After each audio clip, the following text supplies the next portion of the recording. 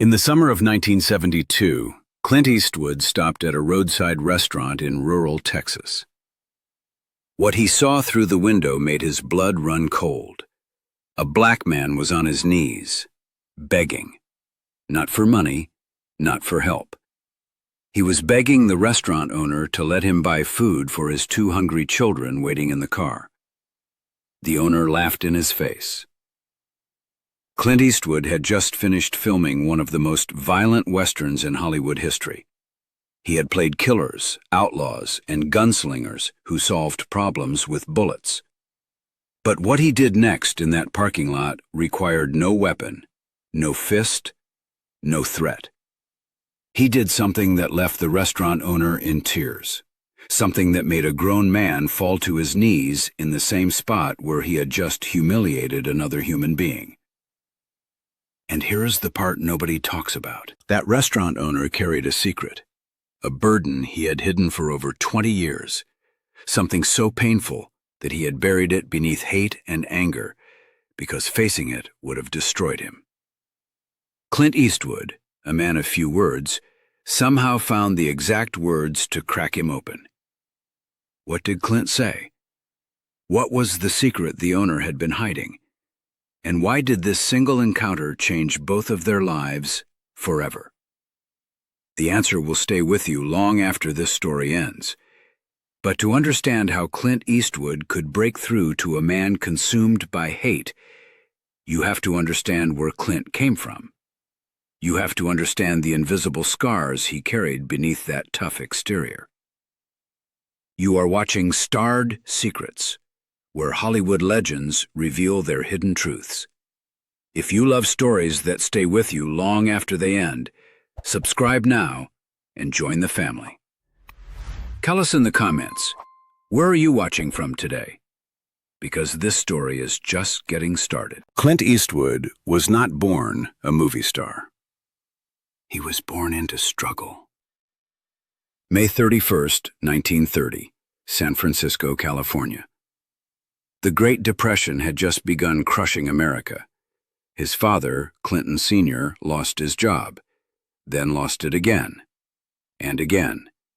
The Eastwood family moved constantly: Oakland, Sacramento, Redding.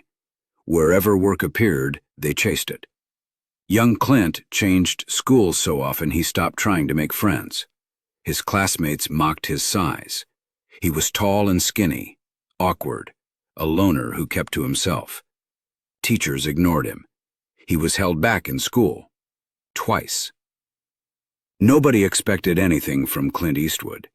His father worked gas stations, steel mills, loading docks. His mother took any job she could find. Some nights, dinner was bread and gravy. Nothing else. But his parents gave him something more valuable than money. His father once told him words that never left him. Clint, a man is not measured by what he has.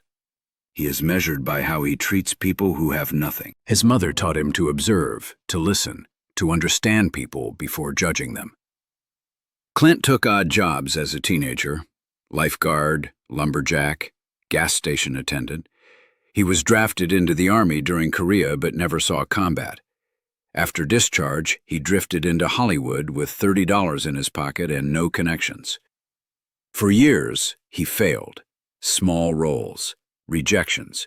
People told him his voice was too soft, his style too quiet.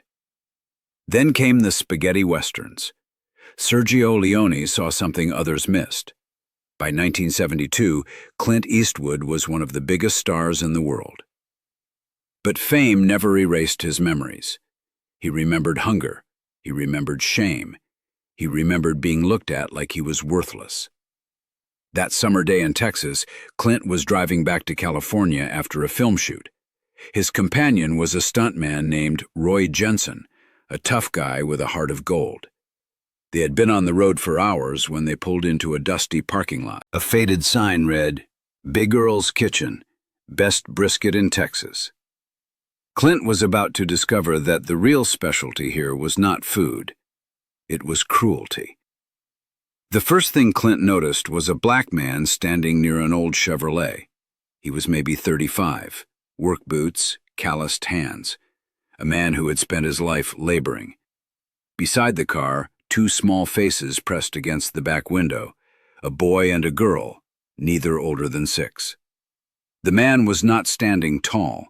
His shoulders were slumped. His head was bowed. He was speaking to someone near the restaurant entrance. That someone was a large man in a grease-stained apron, red face, thick arms crossed over his chest, a smile that had no warmth in it.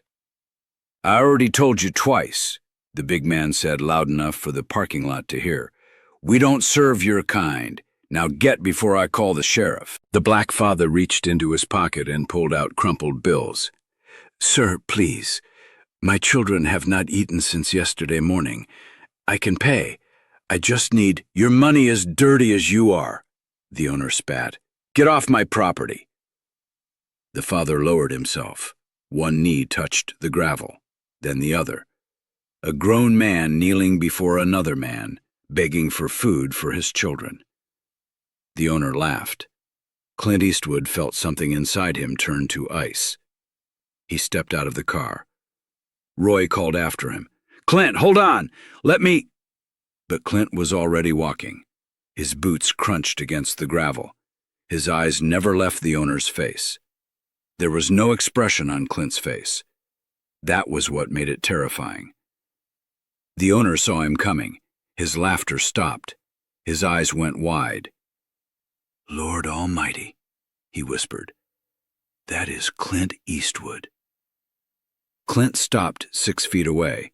He looked at the black father still kneeling in the dirt. Then he looked at the owner. "Get up," Clint said to the father. His voice was quiet, calm. The father hesitated, then slowly rose. Clint turned to the owner. "What is your name?" The owner puffed up his chest, suddenly starstruck. Earl Dawson. Mr. Eastwood, I am your biggest fan. Saw Dirty Harry 3 times. Let me get you the best table. Steak on the house." "Earl." Clint's voice cut through like a blade. "I asked your name. Now I am asking something else." Earl's smile faltered. "Why is this man on his knees?" Earl glanced at the black father, then back at Clint. "Well, you know how it is, Mr. Eastwood. We got standards here. It is just policy." Clint stared at him. Whose policy? And with those 2 words, something in Earl Dawson's face began to crack. Earl shifted his weight. His confidence was leaking out of him like water through a cracked dam. "It is just how things are done, Mr. Eastwood. My daddy ran this place the same way, his daddy before him. We have traditions." Clint did not blink. "Traditions." "Yes, sir, family traditions." Clint glanced at the 2 children watching from the car window, then back at Earl. "You have children, Earl?" The question caught Earl off guard. Yes, 3 boys." "You love them?" "More than anything." Clint nodded slowly. "So does he." Earl's mouth opened, but nothing came out. Clint took 1 step closer. His voice dropped low, meant only for Earl now. "Let me tell you something, Earl. I grew up dirt poor. Depression baby. My family moved so many times I lost count. I wore shoes with holes in them. I knew what hunger felt like. Real hunger." Earl swallowed hard.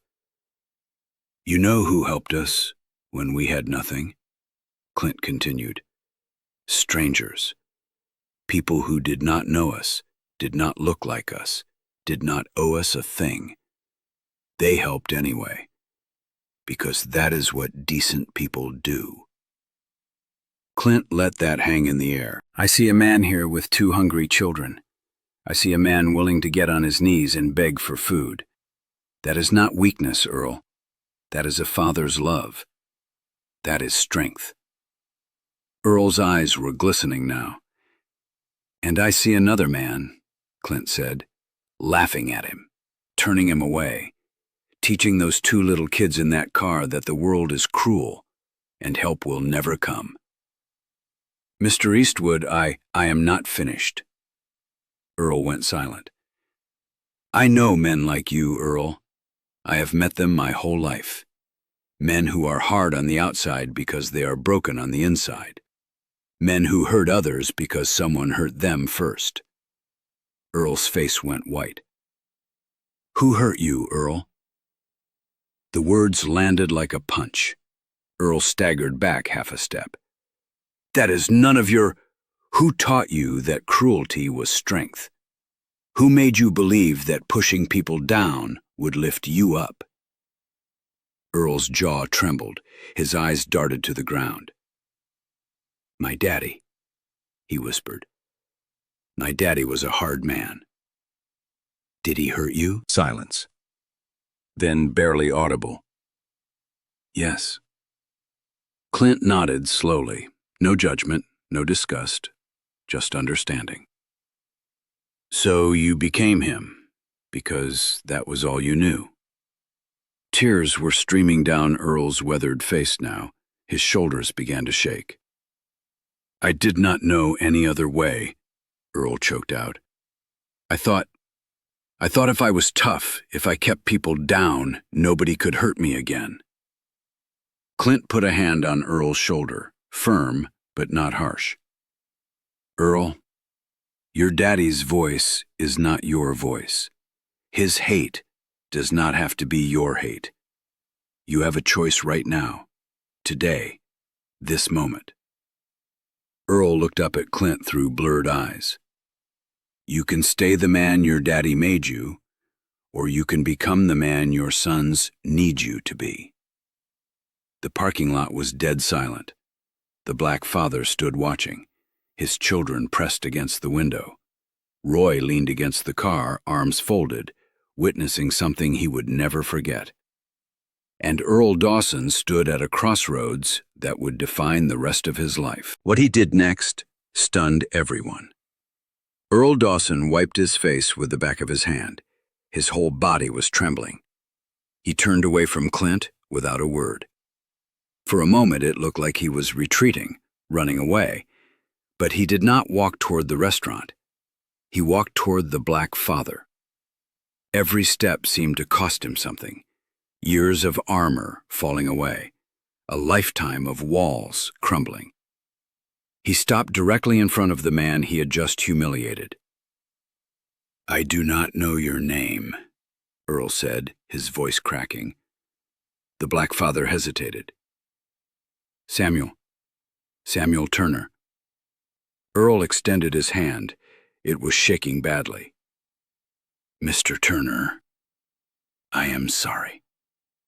Samuel looked at the hand, looked at Earl's face, saw something there he had never expected to see. Sincerity. He took Earl's hand. I am sorry for what I said, Earl continued, the words tumbling out now. I am sorry for making you kneel. I am sorry your children saw that. No man should have to beg to feed his family. No child should watch their father be treated that way. Samuel's eyes were wet now too. I just wanted to feed my kids. I know, Earl whispered. I know. And you are going to. Right now. Best meal we have. You and your children. No charge. Never any charge for you. Ever. Earl turned to the restaurant and shouted to someone inside. Martha, set up the big table by the window. We have guests. A woman's confused face appeared at the door. Do it now, Earl commanded. Samuel went to his car and opened the back door. Two small children climbed out, clutching their father's hands, eyes wide and uncertain. Earl knelt down to their level, the same gravel where he had laughed at their father minutes ago. Hey there, Earl said softly. You kids like apple pie? The little girl nodded shyly. We got the best apple pie in Texas, homemade. You are going to love it. Clint Eastwood watched from a distance. A faint smile crossed his face, just barely visible. Roy walked up beside him. I have seen a lot of things, Clint, but I have never seen anything like that. Clint said nothing for a moment. Then, "Every man has a door. You just have to find the right key." Inside the restaurant, something extraordinary happened. Earl Dawson served Samuel Turner and his children personally. Brisket, cornbread, sweet tea, apple pie. Other customers stared. Some whispered. A few got up and left.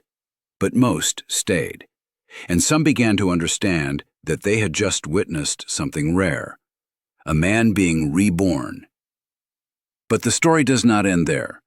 What happened over the next 20 years proved this was not just a moment. It was a beginning. The next morning, Earl Dawson took down a sign that had hung in his restaurant for 30 years. The sign his father had put up. The sign that said who was welcome and who was not. He burned it in the parking lot. Within a month, Earl hired his first black employee, a cook named James, who made the best ribs anyone had ever tasted. By 1975, Big Earl's Kitchen was known as the one place in that part of Texas where everyone sat together. Earl wrote to Clint Eastwood in 1978. He did not expect a response, but Clint wrote back. The letter was short. Classic Clint. "Earl, heard the restaurant is doing well. More importantly, heard you are doing well. A man who changes is stronger than a man who stays the same. Proud of you. C.E." Earl framed that letter. It hung behind the register until the day he died. In 1985, Samuel Turner brought his children back to Big Earl's Kitchen. Those children were grown now. The daughter was in college. The son was about to join the army. Samuel shook Earl's hand. "You changed our lives that day," Samuel said. "My kids saw something they never forgot. They saw a man choose to be better." Earl's eyes filled with tears. "Clint Eastwood changed my life. I just passed it along." Earl Dawson passed away in 1994. His obituary did not mention the restaurant's early days. It mentioned what came after. It mentioned the scholarships he funded for black students, the community dinners he hosted every Thanksgiving, the man he became. His grandson runs the restaurant today. A new sign hangs above the door. It reads, "Everyone welcome, no exceptions." But Clint Eastwood never forgot what happened that day, and neither did the world. Clint Eastwood never spoke about that day in Texas, not in interviews, not in his autobiography, not to journalists looking for heartwarming stories. When a friend once asked him about it, Clint simply said, "I just talked to a man. He did the hard part." That was Clint Eastwood. No credit, no spotlight, just action. He spent his career playing tough guys with guns and badges. But in real life, his greatest power was something simpler. The courage to see people, to ask the right question, to offer a hand instead of a fist. Earl Dawson spent his final years telling anyone who would listen about the day Clint Eastwood walked into his restaurant. "He did not yell at me, did not threaten me. He just asked who hurt me. Nobody ever asked me that before, not once in 60 years. Some battles are not won with strength. They are won with understanding. Some walls do not need to be torn down. They need someone brave enough to find the door. Clint Eastwood found the door, and Earl Dawson walked through it. Thank you for watching Starred Secrets. If this story moved you, share it with someone who needs to hear it. Sometimes one conversation can change everything. One question, one moment of courage. Drop a comment and tell us, where are you watching from today? And if you want more stories like this, subscribe and hit that notification bell.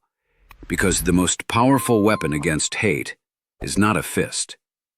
It is an open heart.